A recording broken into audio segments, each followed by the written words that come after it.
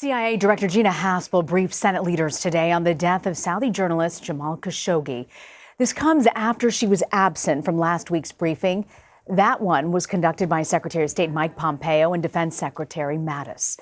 Both men have said there is no direct link tying the Crown Prince to Khashoggi's death. The U.S. has sanctioned some Saudis in response, but the Crown Prince has yet to face any punishment. This comes even after the CIA said that it was extremely likely the Crown Prince ordered the killing. Khashoggi was killed in October at the Saudi consulate in Istanbul. Warren Strobel has been covering this story and joins me now from our Washington bureau. He's a national security reporter for the Wall Street Journal. So, Warren, senators left today's briefing saying they're even more convinced that Saudi Arabia's Crown Prince was involved in Khashoggi's death. I want to play for you what Senator Lindsey Graham said after the briefing. I think Secretary Pompeo and Mattis are following the lead of the president. There's not a smoking gun, there's a smoking saw. You have to be willfully blind not to come to the conclusion that this was orchestrated and organized by people under the command of MBS, and that he was intricately involved in the demise of Mr. Khashoggi. Smoking saw, obviously, we've heard from Turkish officials saying that they believe the body was dismembered. But Warren, I want to ask you, why is there this discrepancy between what Mattis and Pompeo have said and what CIA Director Gina Haspel told senators today? I think it's a matter of where you choose to put the emphasis. Secretary Mattis, Secretary Pompeo, even President Trump are putting the emphasis on the fact that there's no smoking gun.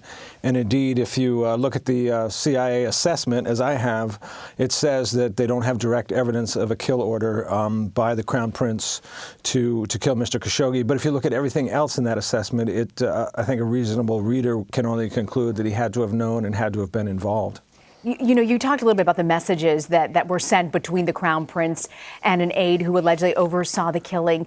What did those messages reveal exactly?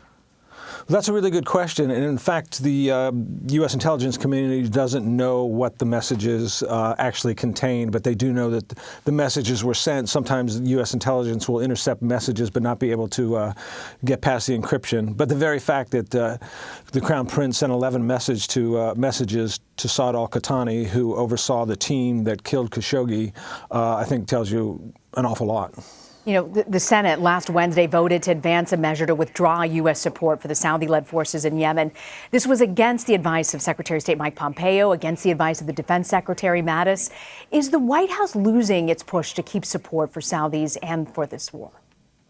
I think after today, and we all saw just now what the senators had to say after CIA Director Haspel briefed them, there seems to be even stronger push on Capitol Hill, especially among the U.S. Senate, to punish Saudi Arabia in some way.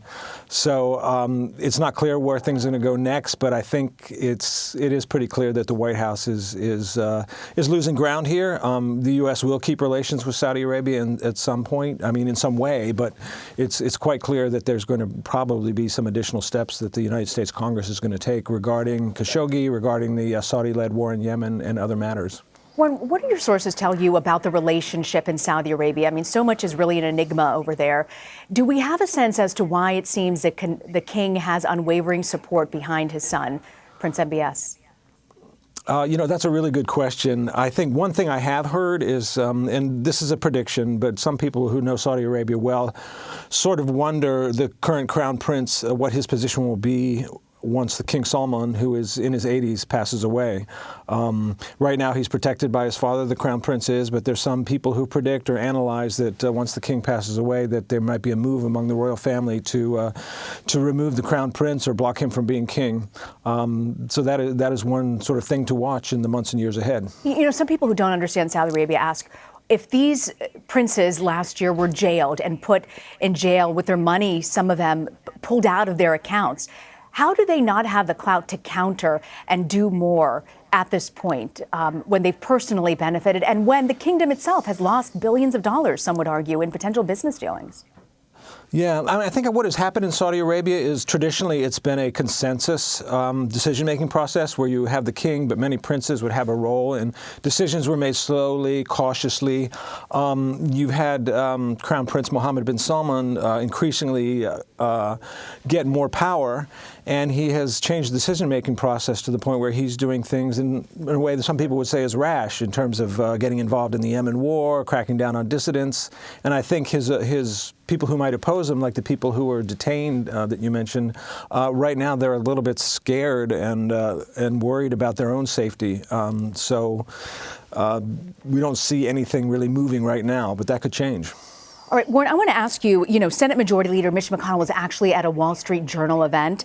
I think this was last night, and lawmakers there, when he addressed them, he had this to say. He said that they're searching for an appropriate response on the killing of Jamal Khashoggi, and complete fracture with Saudi Arabia is not in U.S. interest. Do we have any sense at this point from lawmakers what they believe would be an appropriate response to counter for the murder of Jamal Khashoggi? Lawmakers, as they often do, have complained a lot about lack of response, said more needs to be done, but they haven't been really specific about what they'd like to be done, like to have done. One thing that is moving in the Senate is a measure to cut off U.S. support for the Saudi-led coalition that's doing military operations in Yemen. You'll see that. You may see more sanctions. Whether you say actions against the Crown Prince himself remains to be seen.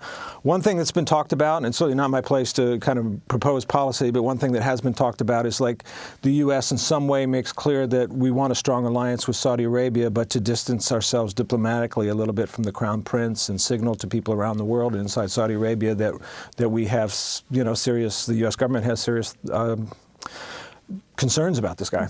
Warren Strobel with the Wall Street Journal. Warren, thank you so much for your reporting and your time. Thanks for having me.